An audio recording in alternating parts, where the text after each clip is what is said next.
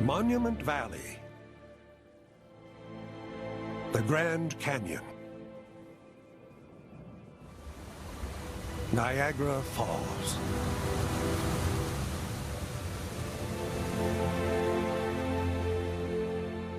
These ancient wonders show how nature's forces have shaped the face of our planet on a vast timescale.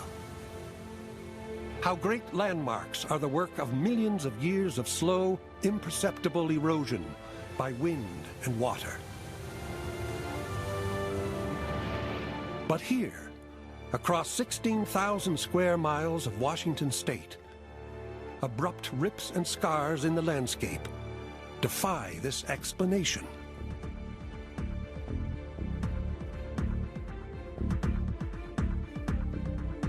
What could have formed these tall canyons and immense dry waterfalls? What could have gouged out these gigantic potholes? The forces unleashed here created one of the Earth's most enigmatic landscapes. For more than a century, scientists have been grappling with this geological mystery, descending through thousands of years of Earth history in a struggle to uncover, layer by layer, how this landscape was formed. Now, the clues point to a sequence of events, culminating in a massive natural catastrophe. You would have heard this tremendous roar coming long before you saw anything. The Earth would have shook. This evidence suggests we have drastically underestimated the powerful forces that shape our planet. It suggests that this world can create cataclysms far more powerful than we ever thought. Tonight, recreated for the first time in 15,000 years, the colossal cataclysm that carved out a landscape in the blink of an eye.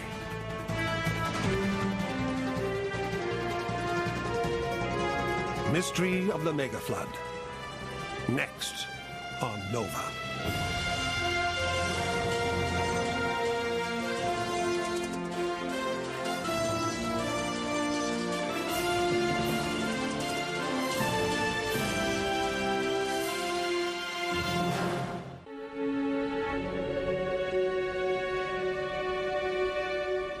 The peaceful, flat farmland of Washington state.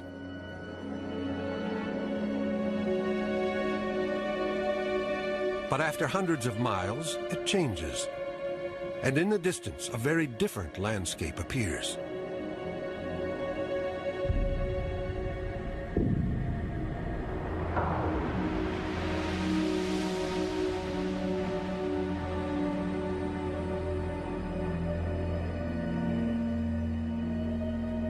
Gorges, some almost 1,000 feet deep.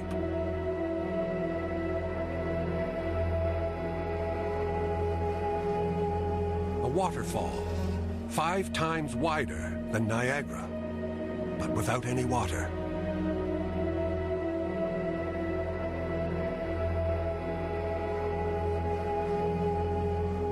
Weird holes in the valley floors. Strange layers of silt and ash.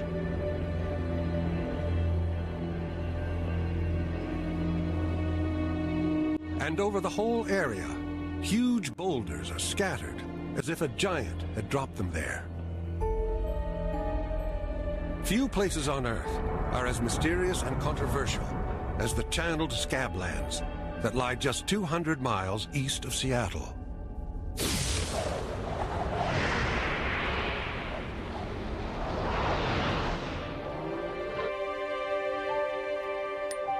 For over a century, scientists have been struggling to explain what forces could shape this unique place. But for much of that time, they were unable to account for it.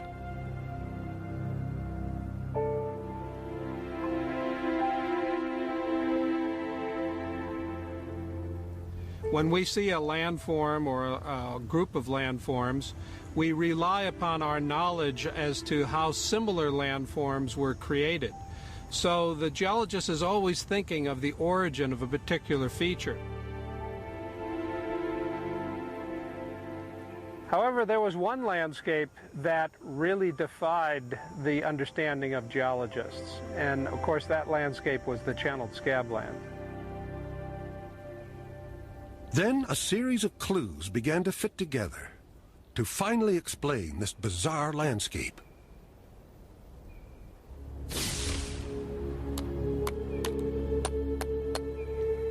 And it came about from the study of rocks. In geology, we are really looking for evidence, for features in the rocks, on the landscape. It's very similar to what a detective does, looking for clues at a crime scene. And those clues are fit into a pattern, and ultimately a culprit is associated with that crime scene.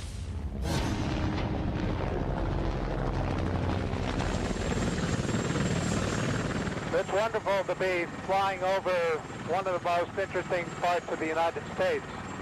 Even the first explorers and first settlers who came in this area recognized this as truly remarkable topography. And they realized that this was something like the earth having been subjected to wounds and sores. So they called this scabland. But you can't really get a sense of the scale of this unless you get out onto the landscape yourself.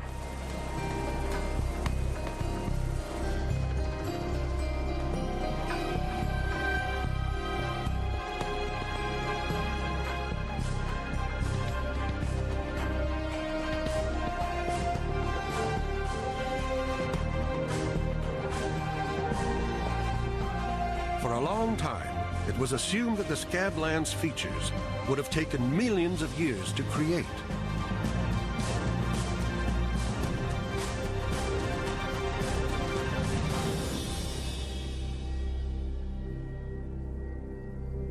One obvious way this could have happened was by the gradual erosion caused by rivers. After all, some of the most dramatic landscapes in the world have been scoured out by rivers. A lot of the features in this valley do appear at first sight to be related to rivers that may have come through the valley. But some features require fast and violent river action, while others, like this huge hill of gravel, appear to have been laid down by large, slow-moving rivers over millions of years.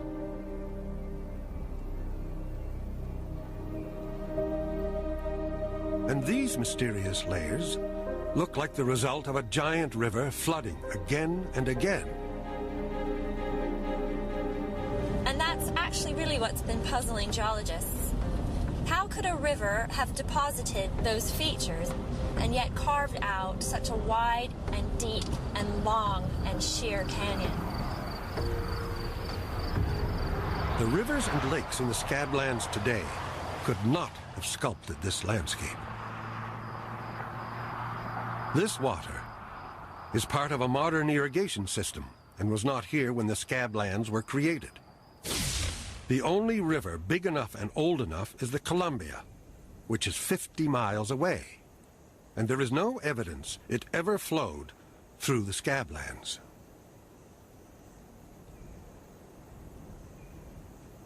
But there's another reason to rule rivers out.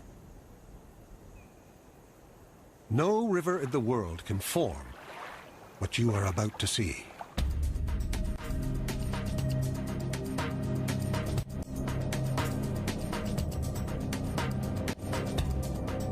You will not find these anywhere else on Earth. These enormous potholes are one of the strangest geological features on the planet.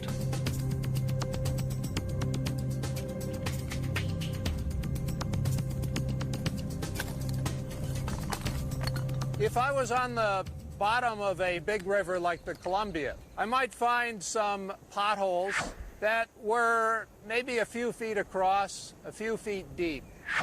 But this feature, this rock basin, of which there are hundreds in the channeled scabland, is about 10 times as big as the potholes that we find in even a large river like the Columbia.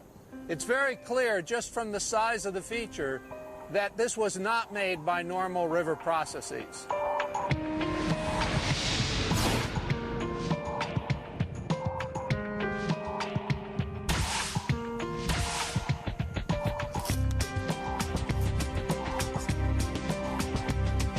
This revelation turned the Scablands into one of the most perplexing geological mysteries.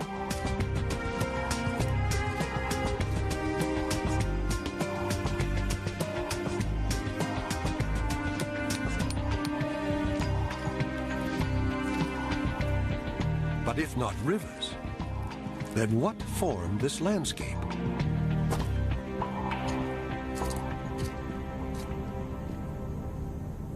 Boulders like this one pointed toward another possible culprit. How could this 100-ton giant have been dumped on the edge of this 1,000-foot precipice? It's made of granite, and granite is not native to the Scablands. But granite boulders of many different sizes are scattered erratically throughout the area. Indeed, they are known as erratics.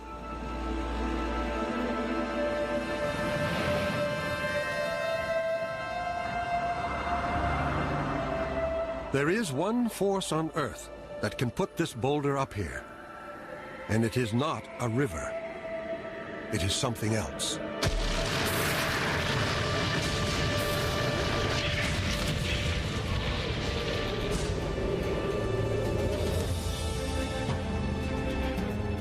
Ice.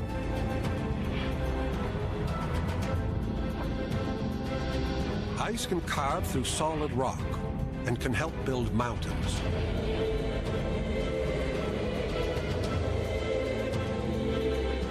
"20,000 years ago, during the last ice age, massive sheets of slow-moving ice called glaciers pushed gradually down from Canada towards the Scablands.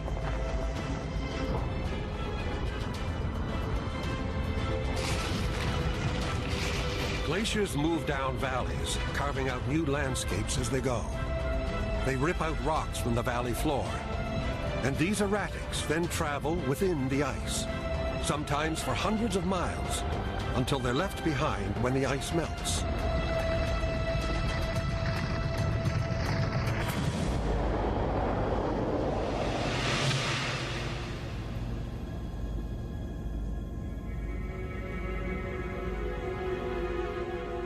But erratics were not the only clues pointing to glaciers.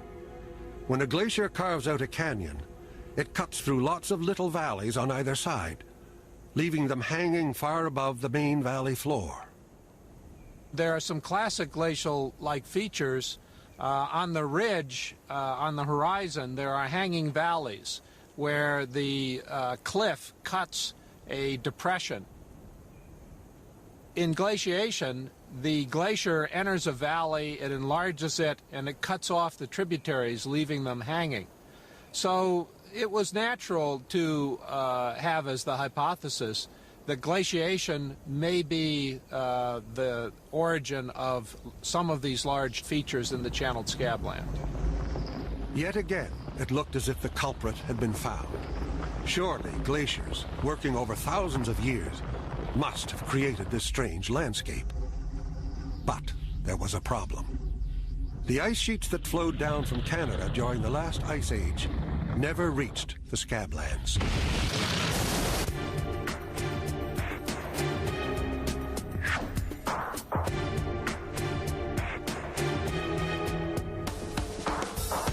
So the two main theories to explain the gradual formation of this landscape just didn't work. River erosion could not explain giant potholes, and ice was too remote from the Scablands to create these hanging valleys.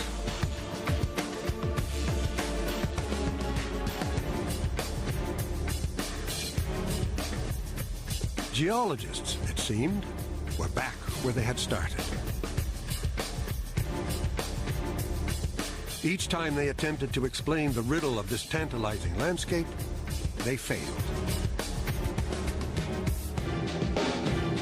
There was, however, one last theory that claimed to offer an answer. Unfortunately, it struck those who first heard it as completely outrageous.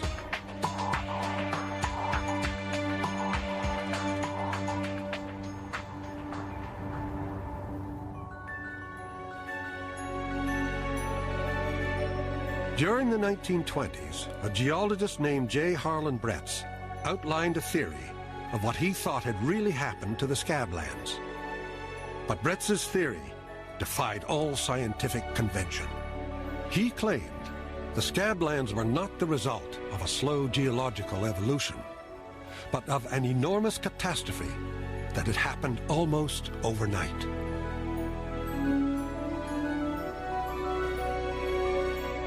For years, Bretz traveled the Scablands examining the landscape.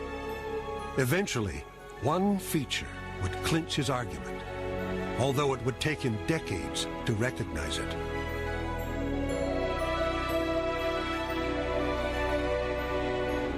From ground level, these shapes don't make much sense. Bretz must have walked over thousands of those things, but they're so big in the field he had no idea what they were. He didn't guess what they were. Bretz would not see aerial photographs of these hills for many years.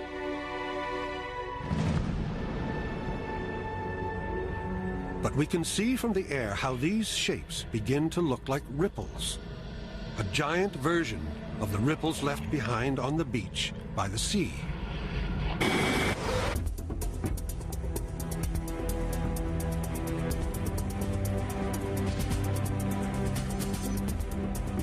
Even without this key observation, the years Bretz spent patiently examining rocks and other features of the Scablands convinced him only a vast volume of water could account for all the evidence.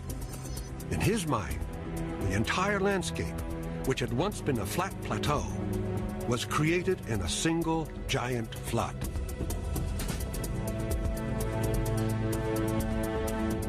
But as Bretz well knew, his geological colleagues, understanding that the Earth was billions of years old, firmly believed that landscapes such as the Scablands must have gradually formed over long periods of time.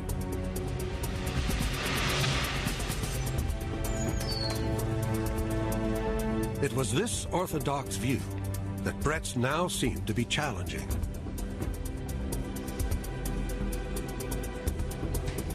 Since the 1820s, geologists had come to think on good evidence that most landforms and most deposits on Earth had formed over long periods of time by ordinary processes of rivers and ocean waves and what have you. Bretz comes and offers this immense catastrophe, altering a landscape essentially overnight. And it just didn't square with the way geology had been put together at the time. On the 12th of January, 1927, Bretz prepared to address a specially convened meeting of fellow scientists in Washington, D.C. This was his big chance to sell his outlandish theory. The 423rd meeting of the Geological Society of Washington is now called to order. Bretz was proposing something completely unheard of. A body of water up to 900 feet deep, raging through the Scablands, and then flowing off into the Pacific Ocean. Over 500 cubic miles of water, great flow depths. Now, no gradual process is responsible for this landscape. I am forced by the field evidence, by what I have observed with my own eyes, to come to this hypothesis. It is clear from my field evidence that the Columbia River, swollen inside, could easily have cut dry falls and deposited... To any self-respecting geologist, this sounded too much like a biblical flood. They dismissed Bretz out of hand.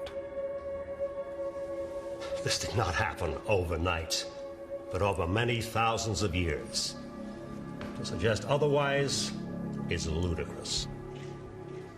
The implication was very clearly that Bretz was committing a kind of heresy and that he should listen to these elder statesmen of the science and rethink his hypothesis.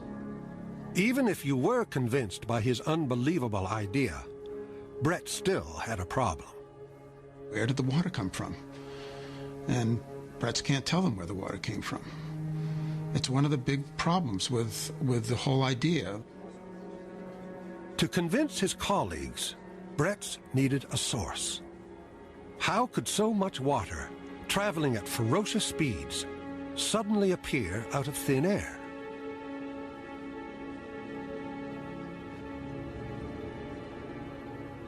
No one among the top geologists gathered that day could imagine a source for this heretical flood. Well, almost no one. Sitting in the audience is J.T. Pardee.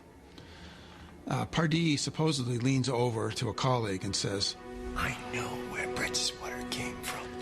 That this formation... But it would be more than a decade before Pardee revealed his secret. During that time, Bretts remained firmly in the geological wilderness.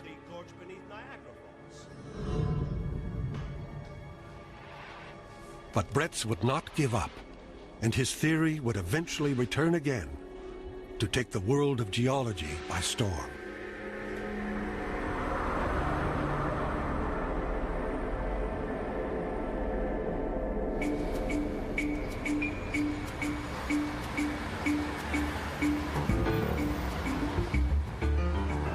This is Missoula, Montana. It lies 250 miles east of the Scablands.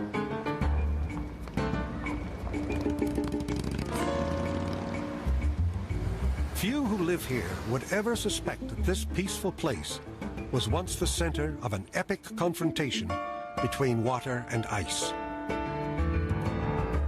The sheer scale of this confrontation is hard to imagine, but evidence of its true extent lies scattered on hillsides for miles around.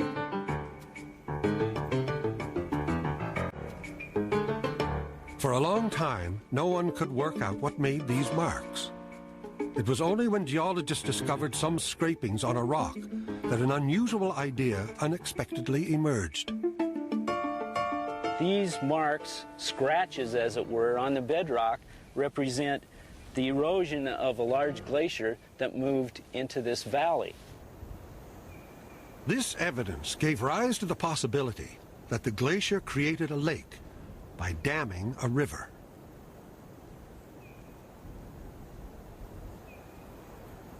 These watermarks were formed by the waves of this lake splashing against the shoreline of these hills. This glacier came from Canada during the last ice age to reach what is now Idaho. Looking at a larger scale, the ice moved down the valley from Canada and filled this whole valley from one side to another. It ran into the mountain in front of us and thus blocked the river valley off to the left. The Clark Fork River, which still runs through this valley, confronted a wall of ice that was at least half a mile high and an amazing 23 miles wide. The river began to back up against this wall of ice and fill the valley with water. Eventually, the lake of trapped water grew bigger than Lakes Erie and Ontario combined.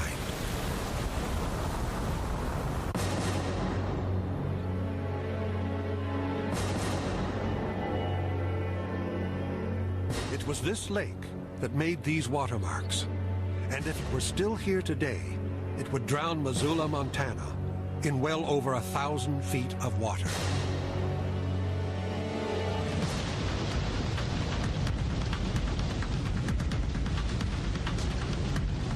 The volume of water backed up behind the ice was vast, an astounding 520 cubic miles of water that became known to geologists as Glacial Lake Missoula.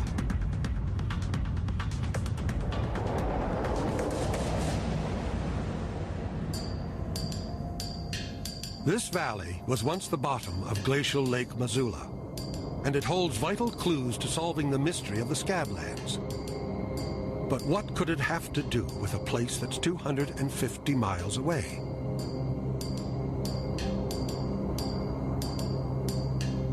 It was here in this valley that Joseph T. Pardee, the man who didn't speak up at Bretz's meeting, made an important discovery. He knew from the watermarks that there was once an enormous lake here, but there was no evidence that it had ever been anything but static, until he noticed these ripples. Those are huge ripples, like ripples on the floor of a stream, but here, instead of being inches high, they're 10, 20, 30, 40 feet high and spaced 200, 300 feet apart. They're enormous.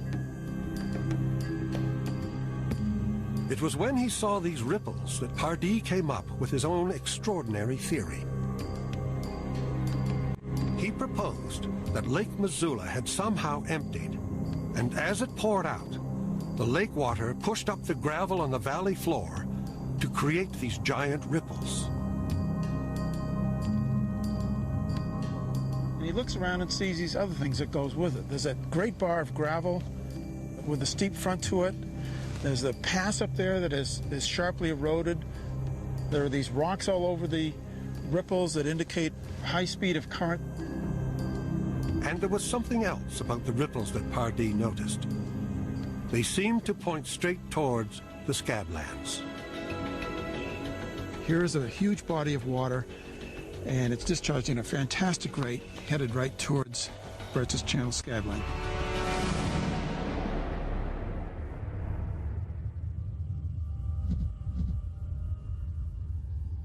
Pardee's discovery of the ripples was crucial. At last, he'd come up with a possible source for Bretz's giant flood. But there was one question he and his colleagues couldn't answer. What caused the lake to empty in the first place? Vital clues would eventually come from 3,000 miles away, in another extraordinary landscape.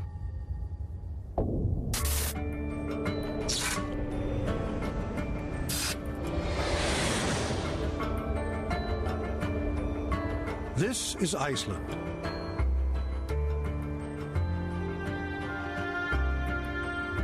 One of the world's most geologically active land masses, constantly rocked by earthquakes and volcanic activity.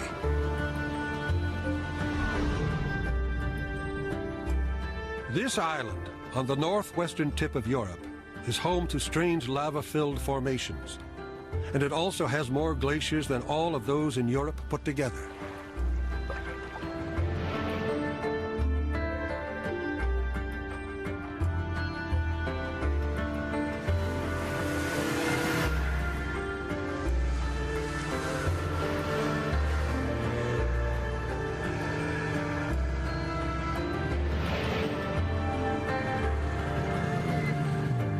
Matthew Roberts' work examining glaciers for the Icelandic Meteorological Office has cast a whole new light on glacial Lake Missoula and its disappearing water.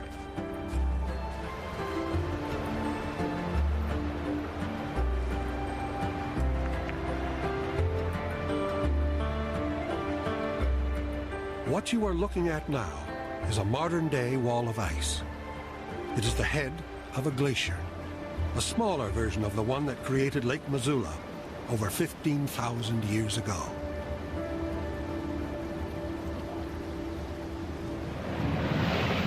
This glacier is massive. It's about 300 feet thick, but that's tiny in comparison to the glacier that formed Glacial Lake Missoula, which was at least 10 times thicker.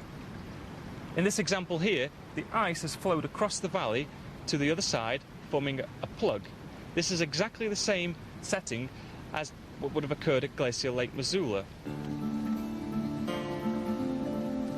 When glacial ice blocks the flow of a river and water builds up behind the ice, scientists call it an ice dam. From his work studying ice dams here, Matthew Roberts and his colleagues have come up with an extraordinary explanation for how Glacial Lake Missoula might have emptied.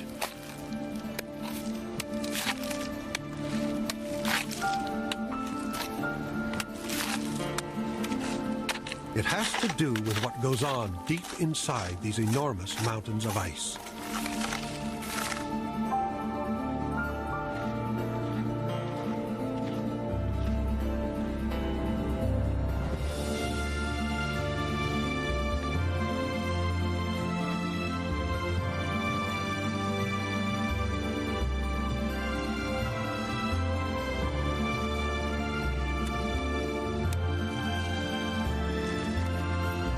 His theory is based on data from seismometers which monitor tiny ice cracks opening hundreds of feet deep inside this massive glacier.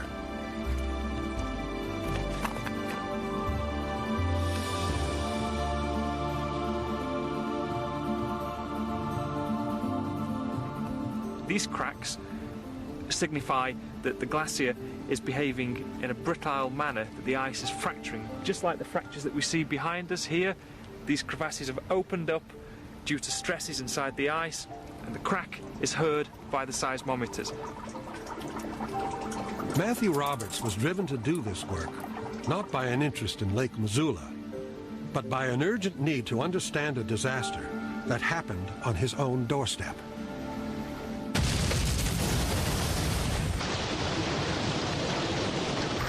In 1996, a wall of water cascaded through southern Iceland, causing incredible devastation. It was the result of an ice dam collapsing.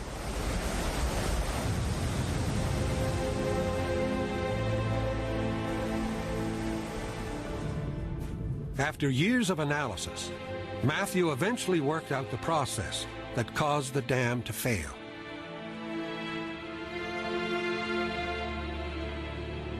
Normally, water freezes at 0 degrees centigrade and forms ice.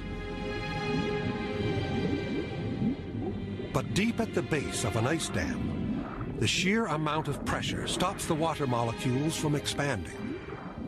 If they cannot expand, then the water cannot freeze. This results in what is known as supercooled water, which can stay liquid at several degrees below freezing. Then this highly pressurized supercooled water begins to force its way into tiny cracks in the ice.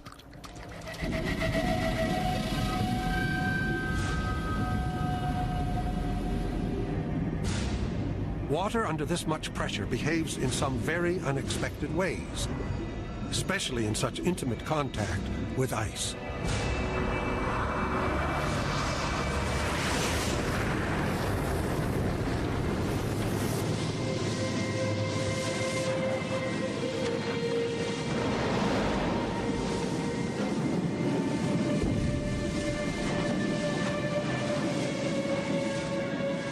This is the first small step in a chain of events that can end in cataclysm. Once supercooled water has begun to trickle through these cracks, the flowing water alone is enough to trigger a very peculiar process. This moving water creates tiny amounts of friction. This friction releases energy in the form of heat.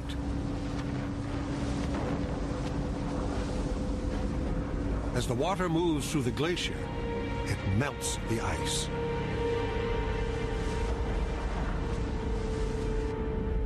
Soon, minute cracks can become giant ones, several feet across.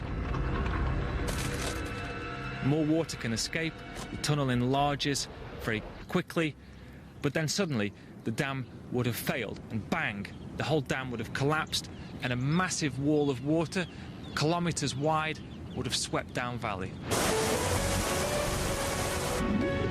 This process caused the 1996 Icelandic flood, and scientists now believe it was responsible for what happened thousands of years ago at glacial Lake Missoula, when a half-mile-high wall of ice suddenly collapsed, allowing the entire lake to empty.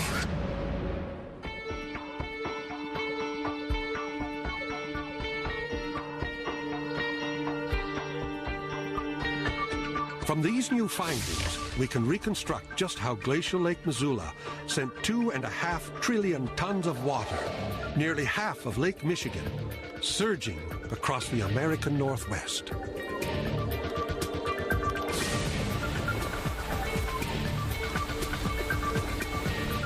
First, river water built up for years behind the ice dam. Then, as it reached depths of several thousand feet, the pressure grew, forcing molecules of supercooled water into cracks at the base of the glacial Lake Missoula ice dam. What started as a minute trickle of water quickly hollowed out a series of tunnels in the ice, that fatally destabilized the whole structure.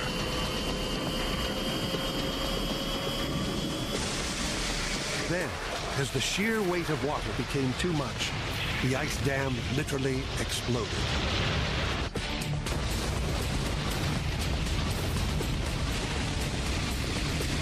Leaving a gaping hole, a mile or more wide, through which a sea of lake water erupted.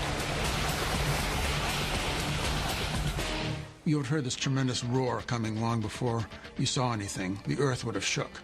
Imagine the loudest noise you've ever heard, and multiply that by 1,000 times. The sheer speed and volume of this incredible mass of water churned up those huge ripples and left behind watermarks as a record of its vast size.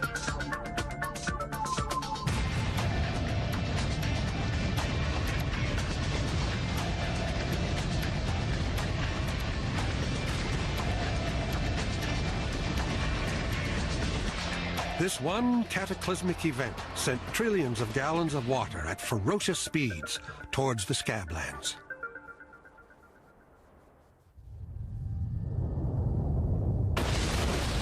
This is how scientists believe the ice dam collapsed and how glacial Lake Missoula emptied.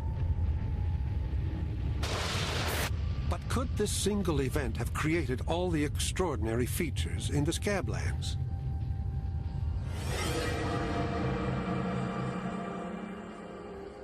How could a rushing mass of water create canyons that look as if they were eroded over millions of years? Like this one, known as Dry Falls, 20 times the size of Niagara Falls. How could water transport these giant erratics that are normally carved out by glaciers? And how could it form these strange potholes found here on such a monumental scale?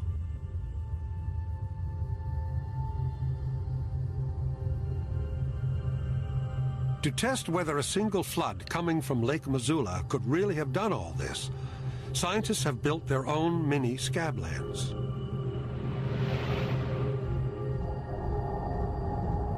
Here, the Earth Surface Dynamics team at the University of Minnesota has constructed a scale model of the scablands and poured water over it to represent the failure of glacial Lake Missoula.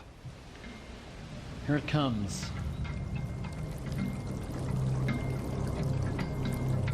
The rushing water doesn't simply disperse over a wide area.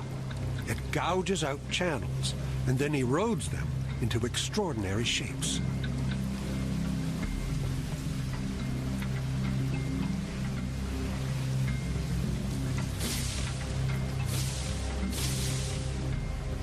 It is only when the water is turned off that the significance of these shapes becomes clear.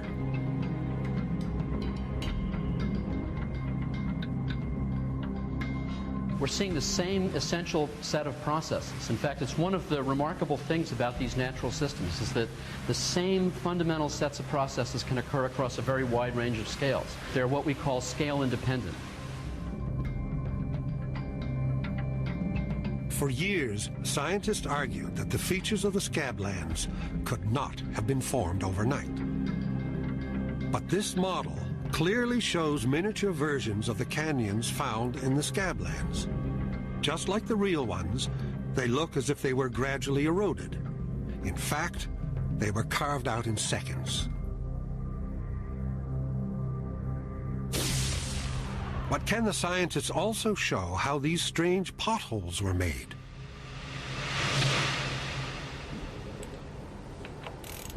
This water tunnel demonstrates the effects of water moving at high speeds.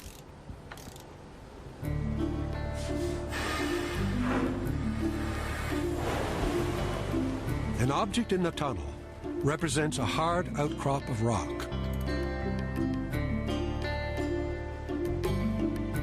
At first, the water flows around the object without any apparent effect. But then they turn up the speed. A stream of minute bubbles appears. When those bubbles burst, they burst with immense force against the object.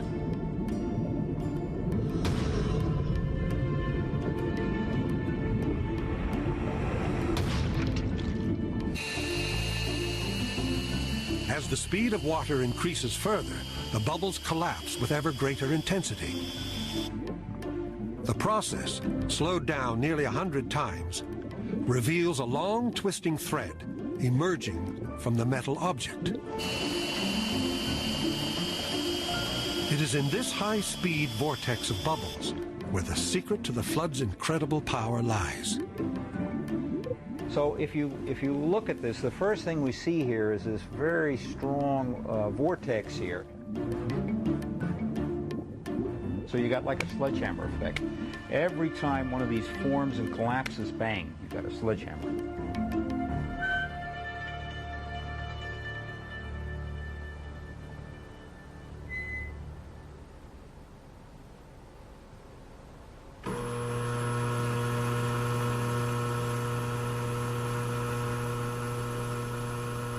So could bubbles really gouge holes out of solid rock to resemble the potholes in the Scablands?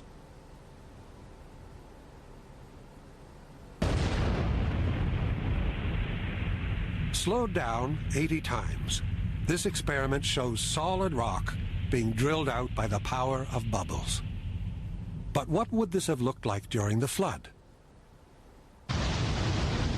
As the flow of water from Lake Missoula surged through the Scablands, it would have hit some hard outcrops of rock, creating a vortex of bubbles. Within seconds, these bubbles would drill through cracks in the rock, and the turbulent currents would then scour out huge potholes. With this last mystery solved, it does seem plausible that a single giant body of water could create all the features of the Scablands. So it is now possible to complete the reconstruction of the incredible events that took place on a fateful day 15,000 years ago. The immense pressure of supercooled water fatally destabilized the ice dam at Glacial Lake Missoula. Then massive chunks of ice within the dam began to fall into the raging torrent until the whole dam just gave way. The collapse of the ice dam released a sea of water. This water then traveled up to 60 miles per hour, rushing headlong towards the Scablands. It took only a few hours for the water to reach this once flat landscape.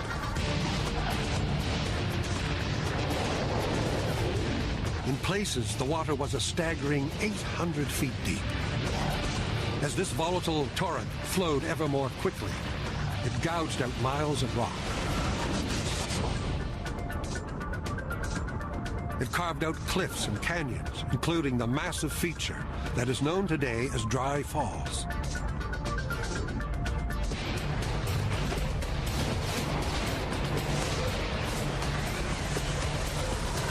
Meanwhile, huge underwater tornadoes were blasting out potholes. The bubbles that formed these tornadoes imploding with enormous force and penetrating deep into the bedrock below.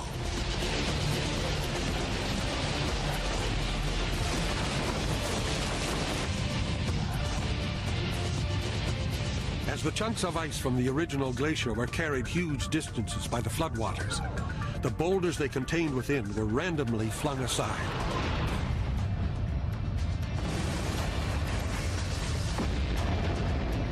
When the floodwaters receded and the icebergs melted, they would reappear scattered all over the Scablands.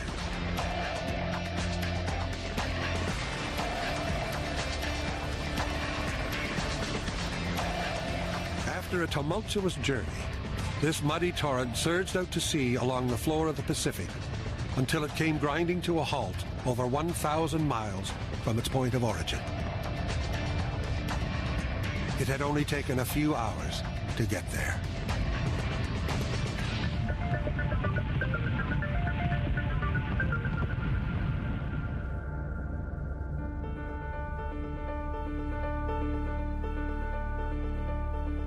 "80 years ago, J. Harlan Bretz shocked the geological establishment with an idea that was seen as heresy.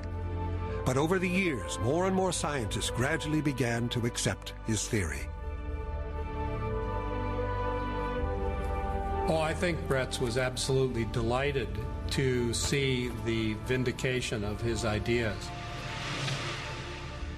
I think it all culminated in 1980 when he received the highest medal of the Geological Society of America, the Penrose Medal, which was the final and ultimate recognition that he, in his catastrophic flood hypothesis, had generated one of the great ideas in the earth sciences. It was left to later generations of geologists to work out the details of how the giant flood had happened. Their research not only confirmed Bretz's outrageous hypothesis, but has recently revealed that, if anything, Bretz was not outrageous enough.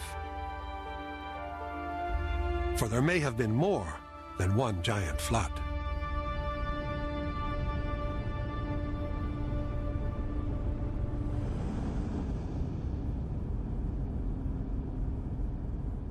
This final twist in the tale centers on one of the classic features of the Scablands that has long intrigued geologists. This canyon with its many layered deposits. Richard Waite has been studying these deposits for over 20 years. It was assumed that these layers were formed by changes in the speed of one giant flood, known as pulses. But that was before he discovered something odd. A white line within the sediments. This is what caught my eye first time down in the canyon. It's an ash layer from Mount St. Helens. We've analyzed it. Once you become familiar with these ash layers, they become old friends, so I knew what this was. It's an ash layer from Mount St. Helens. It's about 15,000 years old.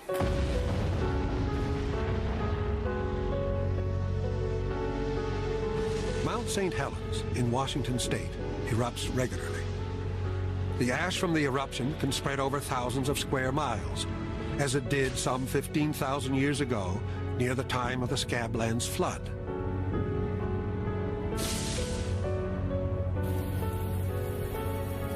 At first, it was thought that the ash had fallen into the water and drifted down into these layers. But could a layer of ash really sink through hundreds of feet of turbulent floodwater to form this amazingly neat, clear line? This whole column would be full of mud and sand and silt, and to have something settle through it and come out like this is impossible. This suggested something completely new. That all these layers weren't laid down together. It's clear evidence that periodically during the accumulation of this sediment that there had to been dry land. And the implication of that is that there wasn't just one giant flood. Perhaps there were many. After one super flood swept through the Scablands, the floodwaters drained, and there was a period when the land was dry. It was then the ash fell, before another super flood hit and laid more deposits on top.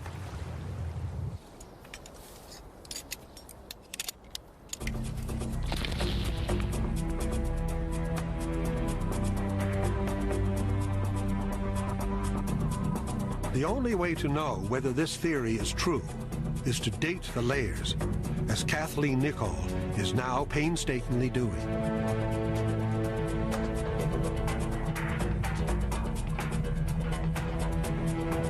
This is a really thick sequence of rocks, and by looking at the age of the bottommost unit that we can sample, and then the topmost unit, we'll be able to see if it's one great big flood that stacked up a lot of sediment, or whether it was a series of floods coming in every few years, perhaps, over many thousands of years. It will be years before Kathleen has dated every layer, but her first results show that the top and the bottom layers of the canyon are 20,000 years apart.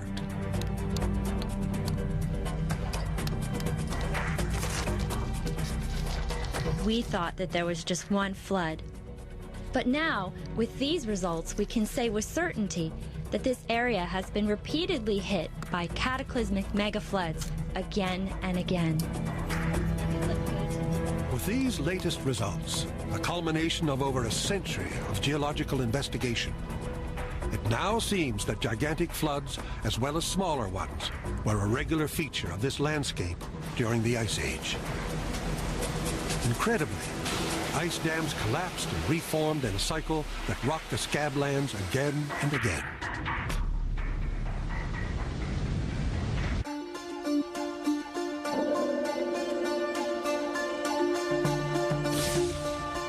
Despite the conflict between a catastrophic view of the scablands and the standard view of gentle continuous change, we now know the truth is somewhere in between.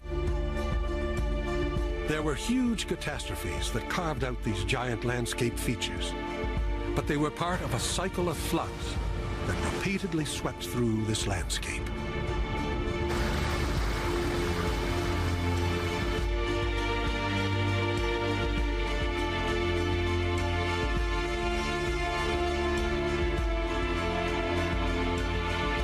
The channeled scabland is one of the most fascinating landscapes, and the tremendous catastrophic floods were probably the most spectacular things that happened on the planet. This legacy is part of human history, and I think that it's just an exciting scientific problem. On NOVA's website, explore the giant potholes, granite boulders, and rippled ground of the scablands for yourself, and trace how experts unraveled the mystery of the megaflood. Find it on pbs.org.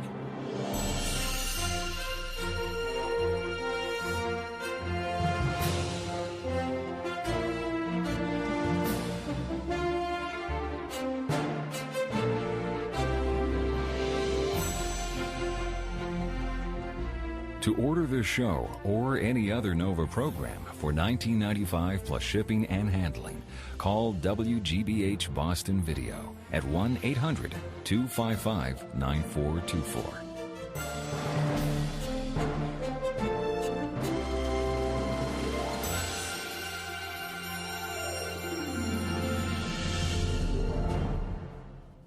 NOVA is a production of WGBH Boston.